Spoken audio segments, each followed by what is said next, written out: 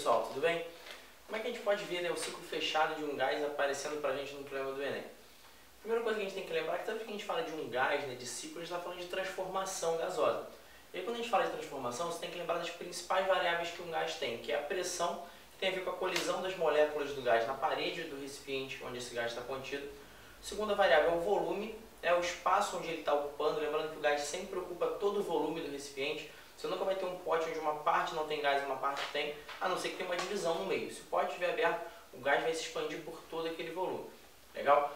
Tem a temperatura, que tem a ver com o nível de agitação das moléculas, e é importante sempre a gente lembrar que a temperatura só pode ser medida em Kelvin. Certo? Se você por um acaso ver uma questão em Celsius e ficar tentado porque é um número redondo, como 10, 20, a conta parece mais fácil, não cai nessa pegadinha. Você tem que sempre passar essa temperatura para a escala Kelvin. Tudo bem? E a última variável que às vezes a gente usa, mas não é sempre, é o número de mols. Lembrando que quando a gente fala de gás, a gente não vai ter uma massa. Né? Você não vai pegar o gás e botar numa balança para medir, vai ser complicado. A gente vai usar o número de mols que esse gás tem. Lembrando que isso tem aquela relação do número de Avogadro, né? Que 1 mol são 6 vezes 10 a 23 moléculas.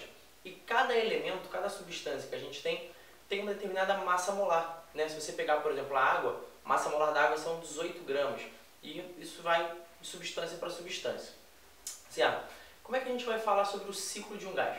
A ideia de uma transformação assim, com essa cara, uma transformação cíclica, é que ela normalmente ela começa no mesmo ponto e ela dá uma volta, ou seja, ela passa por outras etapas onde as variáveis mudam e ela volta para o ponto inicial dela. Por isso que é um ciclo, ela vai sair e voltar para o mesmo local. E a vantagem da gente lembrar é que toda vez que tiver uma transformação cíclica, ao longo do ciclo completo, quando ele fecha uma volta no ciclo, a variação da energia interna é zero. Aquele nosso ΔU da primeira lei da termodinâmica, ele é zero. E isso vai levar a gente muitas vezes a resolver questões muito rápidas, lembrando desse detalhe. Tudo bem? Então, outra coisa importante também para a gente fechar essa parte de ciclo é a ideia de trabalho que o gás realiza. Então, quando a gente pega um gás, né, se você pensar ele com um pistão subindo ou então um pistão descendo, tipo aquelas válvulas de motor, quando o gás está aumentando de volume, né, quando ele está se expandindo, o trabalho é positivo. Ele está conseguindo empurrar o êmbolo para fora. Se por um acaso o trabalho for para o gás ser comprimido, né, se o gás estiver reduzindo de volume, alguém pelo lado de fora empurrando esse gás, aí o trabalho é negativo. Né, o gás está sofrendo esse trabalho, essa é a ideia. Como é que tudo isso pode ser cobrado, né, como é que isso pode aparecer numa questão para a gente do Enem? Vamos ver um exemplo. Ó. O sistema realiza o ciclo ABCDA representado na figura a seguir. A partir do gráfico e baseado sobre termodinâmica, é correto afirmar que... Então, olha só, ele dá para a gente um gráfico, onde o gráfico mostra que o nosso ponto inicial do ciclo é o ponto A, ele passa até o ponto B, ponto C, chega no D e retorna para o ponto A.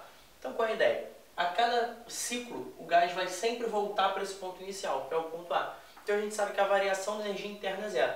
Como é que a gente faz para descobrir o trabalho quando eu tenho uma transformação cíclica? A ideia é, o trabalho, ele sempre é numericamente igual à área da figura que eu vou formar no meu gráfico. E aí, como é que você vai saber o sinal, né? Já que a gente só vai ter um número como sendo igual? A dica é o seguinte, se o ciclo girar no sentido horário, o trabalho é positivo. Se o ciclo girar no sentido anti-horário, o trabalho é negativo. Sempre nessa lógica. Sentido horário positivo, sentido anti-horário, isso vai ser negativo. Tudo bem? Pegando esse nosso gráfico aqui, a gente vai fazer a área, a gente vai perceber que isso forma um retângulo. Às vezes a gente pode parecer um quadrado, mas a ideia é, as medidas são diferentes. Então a gente vai chamar essa figura de retângulo e a área é a base vezes a altura. Tudo bem? Ó, a base é esse intervalo entre as duas medidas. Do 1 ao 3, a nossa base está valendo 2. E essa altura, que é do 1 ao 2, está valendo 1. E aí a gente tem que ficar muito atento pela potência que aparece no eixo do gráfico. Se você ficar meio perdido, né, e não olhar essa potência, você vai acabar errando a questão. Então toda vez que você pegar essa alturinha do gráfico, que é no caso para a gente 1, é 1 vezes 10 à quinta. Qualquer medida ao longo desse eixo do gráfico tem que ser multiplicado pela potência de 10. Tudo bem? Então a gente fica com 1 vezes 10 à quinta vezes o 2, que dá um trabalho de 2 vezes 10 à quinta joules, que é a resposta letra D.